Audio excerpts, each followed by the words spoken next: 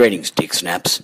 This is Slats Every Day, head bass fingerer in King Parrot, and you're listening to Detention Mosh Session on MCHC Radio, with your friend and mine, Paddy Emmett. Now sit down and shut up, or I'll bite your fucking head off. How's it going, Matt? Very well, thanks, Paddy. How are you, buddy? Good, mate. Happy birthday for yesterday. Thank you very much, my friend. I don't really celebrate them that much anymore. Why not? Because I'm a fucking old prick. 34, 35? 34, man. Don't look a day past 20. Oh, jeez, you go a long way with compliments like that, mate. Yeah, what's going down? Well, I'm here to speak to you because I interviewed Sean from Child Bite last week, and I asked him about the possibility of them touring Australia, and he said, talk to Matt Young. So here I am. Put me on the spot. What a prick. Yeah, I know. What a dick. Sean's awesome, man. He's a great guy, and fucking yeah. If we can somehow manage to get a Child Bite out to Australia at some point, either later this year or early next year, I would fucking love nothing more than to get those guys out here, because I think they're just one of the best fucking bands, man. And they're really cool, and they're just totally unique, you know. Like they're not trying to do shit that's been fucking done a million times. They just do their own thing, and they're cool and original, and it just really works. And live, Sean's a fucking madman, and in his own right, you know. Like I've seen them play 4 or 5 times now, and he's fucking genuinely crazy. When you toured with them, was he still on guitar? No, he wasn't. No, he was singing, and he was just on vocals, and I think that's sort of how they're pressing ahead for future recordings, releases, etc. Like he writes a lot of the stuff, but I think he's just going to be the front man, and he's good, man. He's great. He reminds me a little bit of Neil Fallon from Clutch, crossed with like Henry Rollins and Jello Biafra or something. It's pretty cool. So give me a rundown of King Parrot's time in the US last year. Share some of your favourite and least favourite moments. All of our moments in the US? This could go on for a while. Just like the tours you did, and then share some favourite moments. Oh, okay, cool. Well, I think the first shows we did were with Cattle Decapitation back in March. We played at the in Fresno and San Diego, and we played at the Whiskey in LA with them, and it was awesome, and a really good time, and the shows were really, you know, packed, and it went really well. That was cool. Then we went around the rest. We did South by Southwest, and we did the rest of the country with Vatnet, Viscar, and Vaporizer, who are both awesome bands. And you know, it was a pretty long tour. I think we ended up doing 45 shows, which was you know, grueling for our first sort of US tour, but we got through it. But yeah, we kind of lost the drummer along the way, and that made way for Toddy to come in, and we came home and we did a couple of tours, and one that we finished off with Skits and said goodbye to Skitsy, and then we got Toddy in the band and we did a little tour with him just to fire him up and get him warmed up, and then we went straight over and did tour with Origin and Beyond Creation. I think that was next, and then that was great. That was awesome, and that was sort of like all the B markets and stuff in the States, and played in a lot of places that we didn't play on the first tour that we did, and that went really well. And you know, Origin, obviously great guys, and as well as the guys from Beyond Creation too. So very different sort of tour package, you know. Like we didn't really fit in with Beyond Creation or Origin, so it was cool. Like Beyond Creation are very sort of, I don't know, for lack of a better word, like melancholic, I guess. You know, a lot of atmosphere and technique and feeling in their songs, and we're just like, you know, snotty-nosed grind band, and Origin obviously, you know, full-on technical, brutal stuff, which was great. The package worked really well together, I thought, and They were supposed to do. We were supposed to do a tour with Cryptopsy, but it actually cancelled, and so we were over in the States, and we were booked to play at the Housecore Horror Fest that was going to happen during the Cryptopsy tour, but we still wanted to do that, so we ended up putting a short run of shows together. I think we ended up doing 11 shows. We played 3 up in Canada with Unearth and Darkest Hour, Carnifex, and Origin again were actually on that bill. And a band called Black Crown Initiate, who were kind of a new band over in the States, really good band. We did Montreal, Toronto, and Ottawa with those guys, and then we met up with Childbite. We did like 4 shows with Childbite, and we played a show for Metal Injection, Metal Sucks in New York, like a showcase type thing at the Acheron, the legendary sort of punk metal venue in Brooklyn, and that went really, really well. And then we played a couple of shows on the way down to Texas for the Horror Fest, which was, I guess, to that point, it was probably the biggest show that we'd ever played in the States. And, you know, I think there must have been, I don't know, maybe 2,000 or 3,000 people at the Emos in Texas, in Austin. And that was awesome. Went really well, met lots of great people.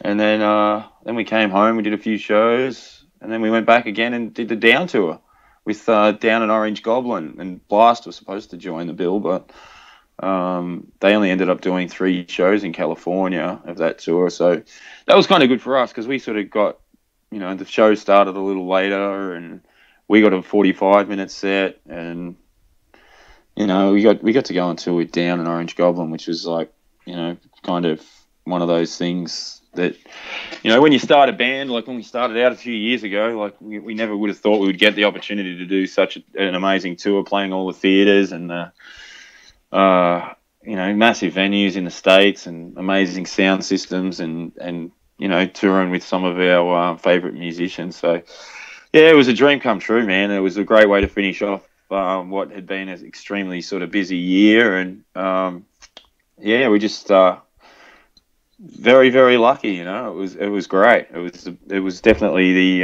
the best sort of touring experience that I've had for sure. There's a couple of pro-shot film clips on YouTube of King Parrot in New Orleans that Mike Holderbeast filmed. Did he get the full set, or was it just the 2 songs? No, he got the full set.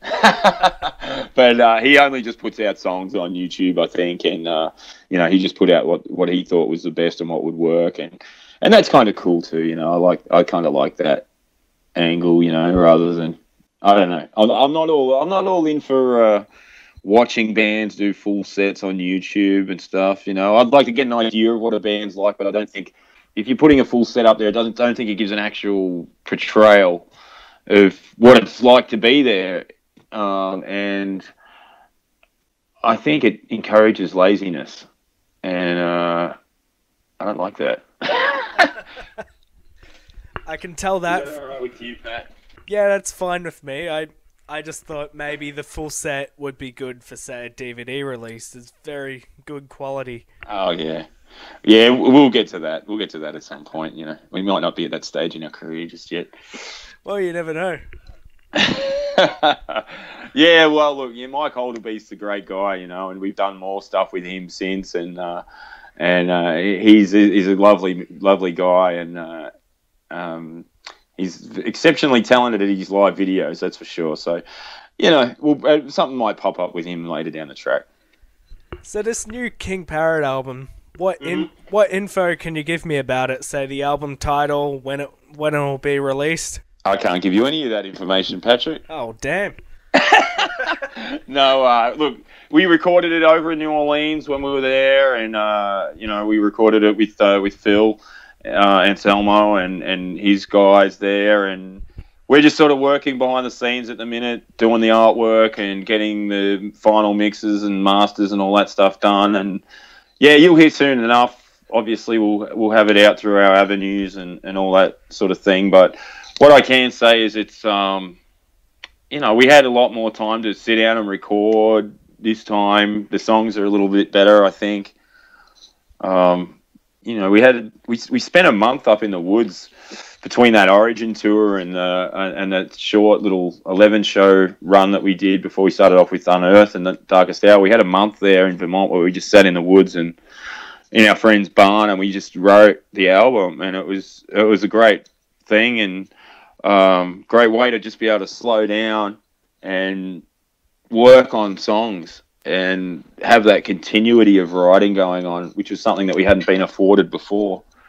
And then we did some pre-production with my buddy Brian Westbrook from the band Lich King, and we went down to his studio and we just recorded all our ideas, basically. So we had a bit of time to listen back to the songs, edit them a little bit, and then before we went down to Phil's studio, we had we had a week or so of rehearsing in Austin at Bobby from Down Studio. He let us in there and let us set up after the Down tour finished, and we had a bit of a jam there. And then we went down to Phil's place just before New Year's Eve, and we had a couple of days jamming in there, and he sort of came in and we had to listen to the songs, and we made some changes, and he had some input, and we got them to a point where we're all sort of happy with where they were,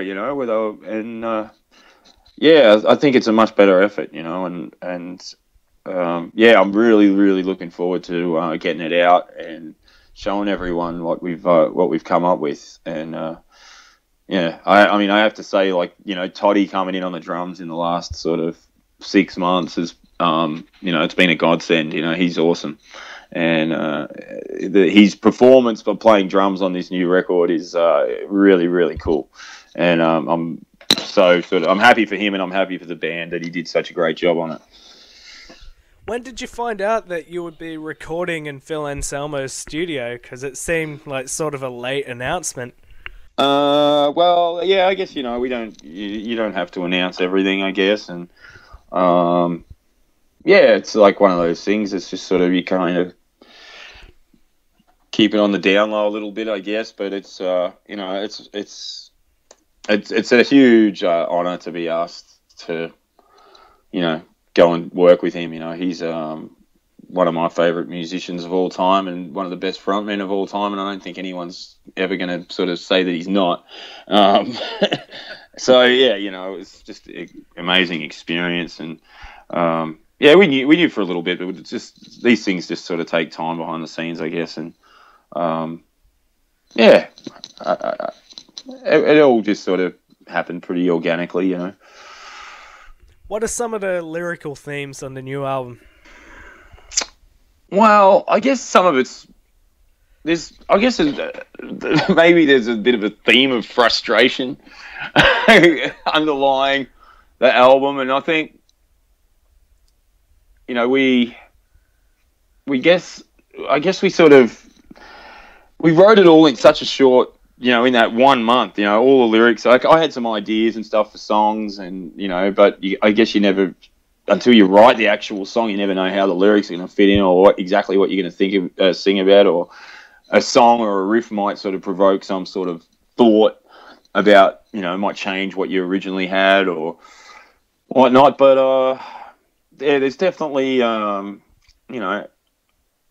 because it was such a long time coming with this record, there's definitely a theme of frustration in there and a sense of urgency in there, but there's a few different themes on it. I don't want to go into too much detail, Pat, because I don't want to spoil it before you get the album. And then we do another interview 6 months down the track, and we'll have nothing to talk about. So we'll always have something to talk about. I think you're the guy I've interviewed the most out of anyone.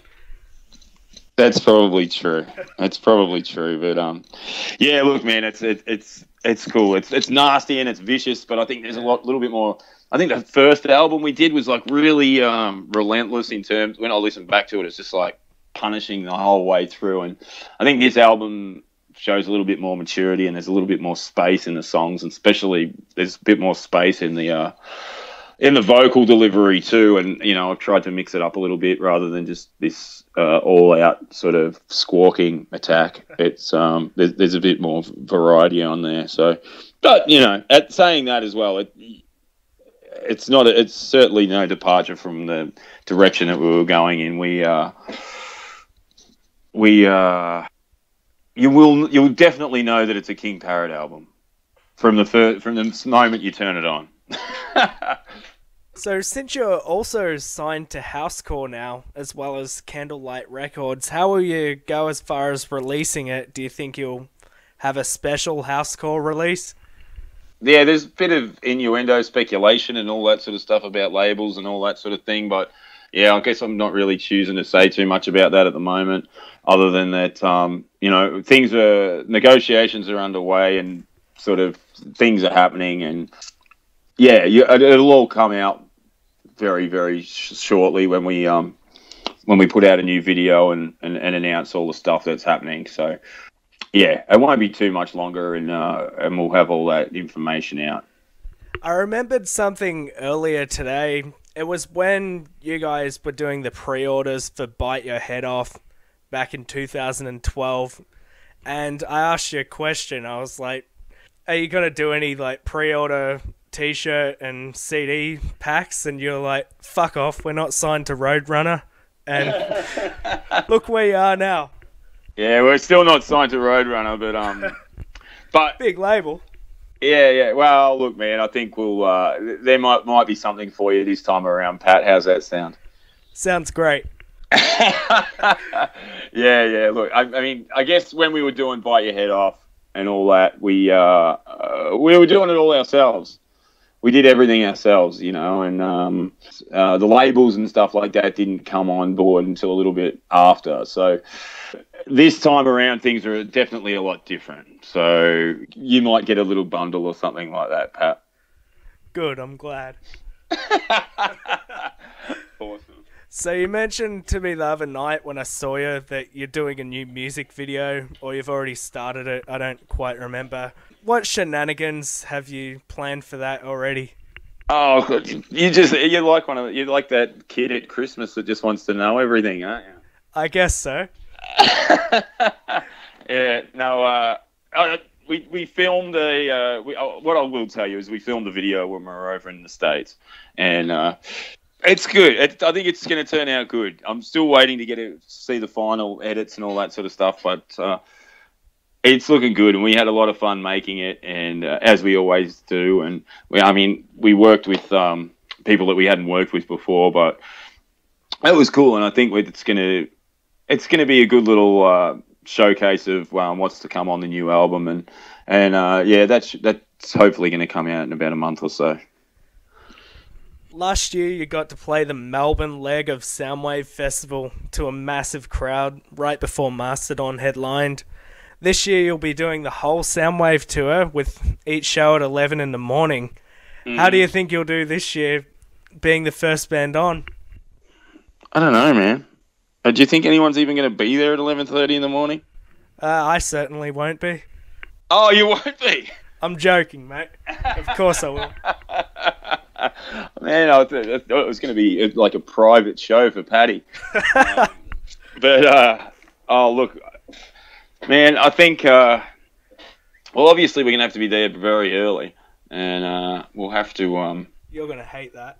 Yeah, no, we'll be fine, man. It's cool. We're under no illusions of where we sit in the pecking order, and we're just going to get up there and we're going to do our thing just the same as we do every other day, and hopefully get the day off to a good start, and people that come early at 11:30 or whatever will get the full King Parrot show, and hopefully it just wakes them up, and hopefully they don't forget it, because I don't think. But playing at 11:30 is it's probably going to be beneficial to us, actually, and I don't think it's going to affect anything in the way of the performance or what we would usually do. So yeah, if you want to come and get drenched and do a mosh pit and do a wall of death and smash the hell out of each other at 11:30 in the morning, by all means, you know where to be. Well, there's nothing like a bit of grind to kick off your morning. Absolutely. Who's playing guitar in the background? That's Ingwe Malmsteen. He's just come over for a visit. It's me, man. I was just practicing my pentatonic scales. I forgot you even played guitar. I remember you played bass, but not guitar. Yeah, I don't do either very well, that's for sure. So what bands are you keen to check out during the Soundwave tour, and what ones are you bummed about missing out on due to the day split?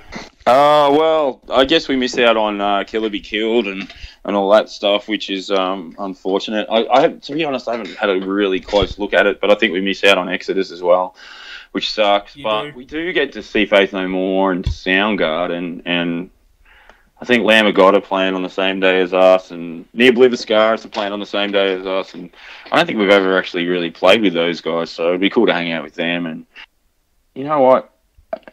Yeah, I would have to have a look. I think is Godflesh on our day as well? I'm pretty sure they are. Yeah, cool. So, I mean, but we'll be probably. I think because we play at 11:30 in Adelaide, we're gonna have to be, and then we've got to be in Melbourne, and the next day we'll be out of there. So we'll hang out at Melbourne, and then we'll hang out in Brisbane, watch some bands, and catch up with some people. But unfortunately, Adelaide and Sydney will probably sort of play, and then we'll just have to get the hell out of there. So it's one of those things, I guess, that you don't really, when you're playing, you don't really get to see that much. But yeah, we'll try and catch as much as we can. You seem to be the king of guest vocalists now. Like, I've noticed there's already been a few songs where you've done guest vocals on, and over the past week I've seen 2 more photos and videos of you in the studio with other bands. Yeah. I don't know. True, Paddy. You did see that. Yeah, no, I guess, I just like to keep busy and keep doing it, and if someone wants me to come and sing on their record, then that's great. I think it's cool, and especially the 2 bands that I did last week was High Tension and Don Fernando, and Don Fernando I used to play bass for like 4 or 5 years ago, and they're doing their new record, so they asked me to come and do that, and that was cool. And High Tension, who are good friends, and yeah, I love that band. They're amazing, and Karina's just an awesome person, and any chance that, not that we often get a chance to hang out, but any chance that we do get to hang out, it's great. So yeah, so of course I'm going to do that stuff. So yeah, it's both those bands' records are sounding really good, and I don't know if they're sounding any better now that I've screamed all over them, but yeah, you should look forward to the releases from those 2 bands, because they are both cool bands. I'll definitely check it out, and I'm sure there's a lot of people who want your voice on their album. How can they get that? Where do they contact you? And what are the requirements? Oh, I guess you can message me on Facebook or whatever. I've got a page and stuff, so you just message me on there, and I'll get it and work it out from there, I guess. If I'm here or whatever, we're going to be away for quite a bit, and things have just been sort of, luckily and gratefully, things have just been getting busier and busier for King Parrot, which is awesome. And I wouldn't want it any other way. And yeah, so if we're about or whatever, I could do it, but yeah, I apologize if I can't. So there aren't many bands in the grindcore genre who can play with completely different bands and still win over the crowd that aren't big on extreme music. How does that make you feel that you're one of those bands that do it really well? Look, I don't know, man. It's one of those. It's more about the. I think King Parrot isn't just a grind band. It definitely has elements of grind, but it also has elements of thrash. It also has elements of punk, and it's just its own thing. And it's very Australian, and it's very. It's about a performance, and it's about entertaining people as well, and we combine all those elements to the point where, and we're kind of all funny looking dudes as well, to a certain degree, and I think all of those elements combined sort of, I guess, make it sort of appealing, I guess, to people. But I think if we were just a straight ahead grindcore band, then it would be a lot different. But there's certainly many other elements to the music rather than just grindcore, and we're happy to sort of say that. We don't really profess to be strictly a grindcore band or anything like that. You know, there's many elements that make up the beast that is King Parrot, and yeah, it comes from many different things. So, but that being said, you know, that if a wider audience like us, then that's awesome as well. Like, we're just really lucky that we get to do what we love doing, you know, and that people kind of like it. What do you think of that Bob Kratzenjammer guy? I've never met him, to be honest with you. I don't know him, and from what I can see, he's a bit of a douchebag. It's pretty cool, man. It's been fun, and I think Slats is enjoying that, and the guys that work on it, they're trying to do some more stuff, I think. So, yeah, you might not have seen the last of Kratzenjammer yet. I hope not. Yeah, it's pretty cool, man. It's funny. I like the concept. Oh, Kratzenjammer did tell me that Suicidal Tendencies aren't metal, so I'm not happy about that. I have to have a word with him. Man, if anyone knows, man, it's Kratzenjammer. That's it. So, you've got the Weed Eater tour coming up in Europe and US. What's after that for King Parrot? Well, I think we're just going to... we're going to put out the new record, I guess, and I hope, and then yeah, we're going to come home and get prepared for that and do a big Aussie tour. Just sort of putting the finishing touches on that at the moment, and then hopefully we'll be able to get back over to the States and Europe again. And we really want to, you know, we've made it somewhat of a mark, I guess, in the US market, and that's been awesome. I guess it's kind of hard to even get in there in the first place. So we've found that, you know, we're really, really lucky that we did 4 tours there last year. It was sort of I guess it was sort of a bit mind blowing, really, to a certain degree, because you know, I know a lot of bands, you know, you do one tour and then you sort of come home and you go, okay, well that was awesome, and then maybe we'll do it next year or whatever. But we were lucky enough to get to do it 4 times last year, and hopefully this year it's looking like we're going to do similar sort of stuff. So that's good, and I think it's you know, testament to the sort of sacrifices and hard work that everyone in the band's prepared to put in. And yeah, it's, you know, people say it's like, yeah, you know, oh, you live in the dream and all that stuff, and while I can appreciate that totally, but it's a lot of hard work. And you know, if living the dream is breathing in the guys from King Parrot's fart gas every day trapped in a fucking van, then, you know, I guess I'll have to take it. That's all I have to ask, pretty much. Just the 4th interview I've done with you. When are you going to let me interview Slats? Oh, you can interview Slats anytime you want. Just give him a call. Oh, well, I've told you I want to do it, and you're like, nah, don't interview him. He's a dickhead. Oh, no. I like talking to you, Pat. No, you can next time you can interview Slats for sure, and yeah, we'll make that happen. Not a problem at all, buddy. When the new record comes out, you've got first dibs on interview with Slats, all right? Awesome. Yeah, I've been. I am hurt and I am crying right now, but yeah, you can interview Slats if you have to. I've been doing this for a few years. I think I can handle him now. Yeah, I think you'll be all right, man.